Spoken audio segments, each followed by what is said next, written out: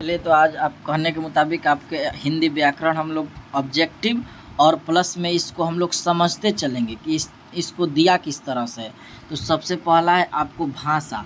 भाषा किसे कहते हैं? तो देखिए, भाषा उसे कहते हैं जिससे मन के भाव या विचार, यानी आपका मन में जो भाव है, विचार है, उसी को अभिव्यक्त करना क्या कहलाता है? भाषा कहलाता है। यानी जिस तरह से मन प्लस बुद्धि मिलाकर क्या बनता है? तो दिमाग। ध्यान रखिए, मन प्लस बुद्धि मिलाकर बनता है दिमाग, यानी पता चला बराबर दिमाग। इसीलिए कहा जाता है कि भाषा में भी कई प्रकार के भाषा, यानी अपने मन को, विचार, भाव को व्यक्त करना ही क्या कहलाता है? भाषा। तो ये रहा भाषा का परिभाषा। और उसके बाद भाषा कई तरह से बोले जाते हैं। जिस तरह से मौखिक भाषा बोला जाएगा, मौखिक यानी बोलकर मौखिक भाषा, लिखित भाषा होगा, एक होगा सांकेतिक भाषा। तो ये इतना पहले समझिए। तो मौखिक भाषा बोल के, लिखित भाषा लिख कर, और सांकेतिक भाषा। अब पूछिए तीनों में से सबसे कठिन कौन सा है? तो आपको ध्यान रखना है कि अगर कहे सबसे कठिन है तो सांकेतिक भाषा जो है सबसे कठिन भाषा है। आपको बता दें कि अभी हम लोग जब व्हाट्सअप वगैरह या कोई चीज़ हम लोग भेजते हैं संकेत द्वारा, संकेत बोले तो अभी हम लोग इस तरह से किए हैं, इस तरह से किए हैं और इस तरह से किए, तो समझ जाते हैं कि ये मुंह बनाए हुए हैं जनाब। यानी लेकिन यही हार्ड भेज दिया जाता है, हार्ड भेज दिया जाता है, तो हमको समझ में नहीं आता है कि इसका अर्थ क्या होगा। तो सबसे हार्ड क्या होगा? यानी सांकेतिक। यानी सबसे कठिन कौन सा होगा? तो सांकेतिक भाषा। आपको ध्यान रखना है। चलिए, अब देखिए हम लोग प्रश्न की ओर चलते हैं। तो कह रहा है कि दिए गए विकल्पों में सही विकल्प का चयन करें और हिंदी लिपि क्या है? हिंदी की लिपि क्या है? तो जाहिर सी बात है, ये तो आसान सा क्वेश्चन है जो सभी लोग को आता है। हिंदी की लिपि क्या है? तो बिल्कुल इसका सही जवाब होगा देवनागरी लिपि, देवनागरी लिपि। चलिए आगे देखते हैं। संस्कृत और नेपाली भाषाओं की लिपि क्या है? तो संस्कृत और नेपाली हिंदी, ये तीनों क्या है? देवनागरी। बिल्कुल सही जवाब हो जाएगा ये।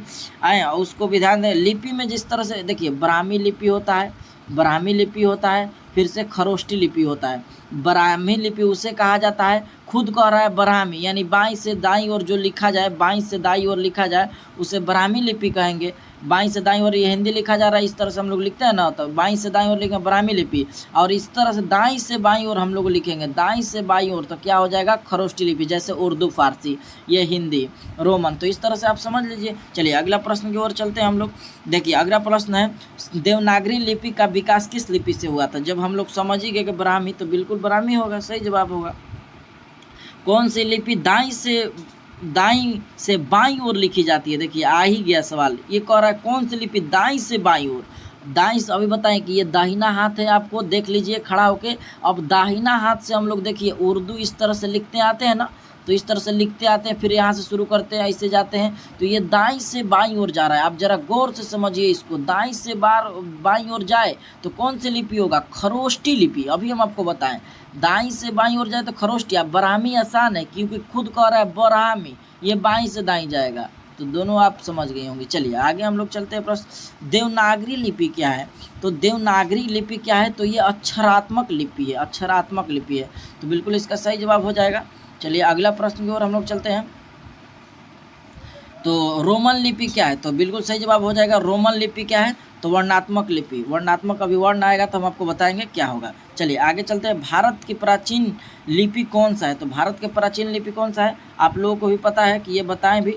ब्राह्मी लिपि, अगर कहे भारत के प्राचीन भाषा कौन सा है तो पता है आपको, संस्कृत। चलिए अब हम लोग चलते हैं दूसरे की ओर। वर्ण, वर्ण किसे कहते हैं आप पहले समझ लीजिए। आप अच्छा से ध्यान दीजिए, वर्ण पहले सुन लीजिए एक बार, अच्छा तरह समझिएगा। तो देखिए, किसी भी भाषा की सबसे छोटी इकाई जो होती है उसको वर्ण कहेंगे। जैसे में हम लोग देख लेंगे, क्या ये क्या है? अ क्या है? अ क्या है? तो ये सबसे छोटी इकाई क्या होगा? वर्ण होगा। ये आपको ध्यान रखना है। वर्ण किसे कहते हैं आप लोग समझ गए कि भाषा की सबसे छोटी इकाई को वर्ण कहेंगे। तो ये वर्ण, उसमें स्वर आएगा, स्वरों की संख्या आएगा। तो इस तरह से हम लोग आपको पढ़ाए हैं डिफिनेशन में, ये ऑब्जेक्टिव है, तो इस तरह सवाल देख रहे हैं।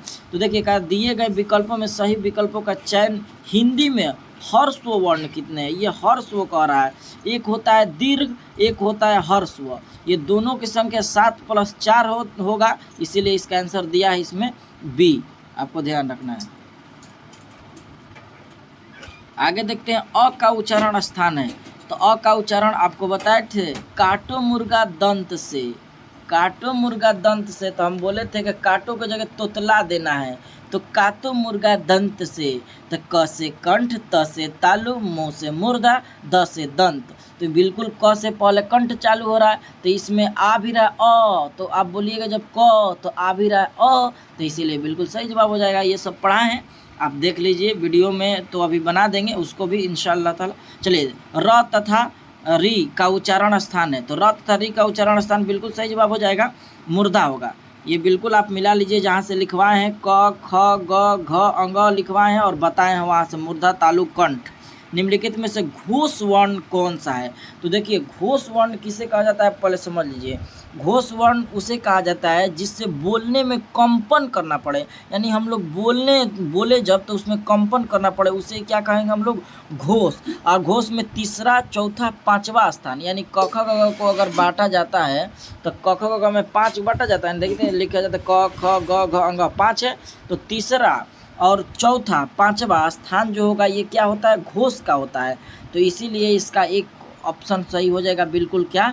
ह। यानी ह भी जब आता है तो हम लोग य र ल व उसके बाद जो ऑप्शन आता है उसमें जिससे गर्म हवा निकलता है, तो तालाबी श, मुदंती श, दांती श, ह। तो इसीलिए क्या हो जाएगा? बिल्कुल सही जवाब बी हो जाएगा। चलिए आगे हम लोग देखें, निम्नलिखित में किसका उच्चारण कंठ से होता है? तो बिल्कुल अभी बताएं कि कंठ वाला उच्चारण का है क ख ग घ अंग।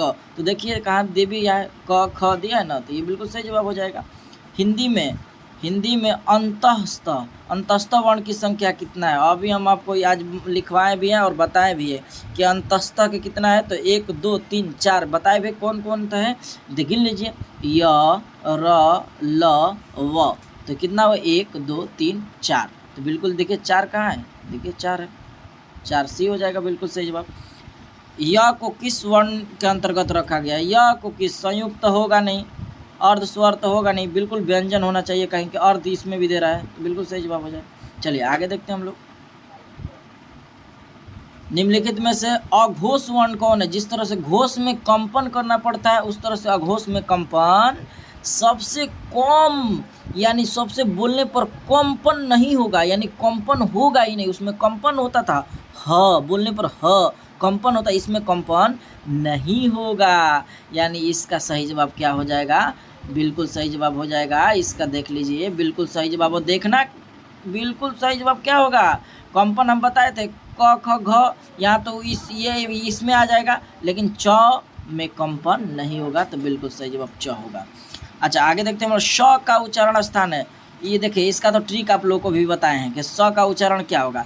तो हम खुद ही कह रहा है, हम है तालाबी श, तो तालु मार दीजिए, बिल्कुल सही जवाब। ई का उच्चारण स्थान है, तो ये जितना भी आता है हम आपको बताए भी थे कि ई का स्थान क्या होगा, तो ई का भी स्थान बिल्कुल तालु होगा। चलिए आगे हम लोग देखते हैं, ल का उच्चारण स्थान होगा य र ल व, तो ये भी दांती स के ऊपर बताए थे कि मिला दीजिए स से, तो दंत दांती स का भी स और ल का भी क्या होगा? दंत, ये दोनों का दंत। तो ये रहा एक छोटी सी वीडियो व्याकरण के, आपको कैसा लगा आप कमेंट में ज़रूर बताइए, तब आपको पूरी अच्छी तरह से समझा कर वीडियो बनाया जाएगा। तो आज के लिए हम लोग इतना रहने देते हैं, फिर मिलेंगे अगली वीडियो में।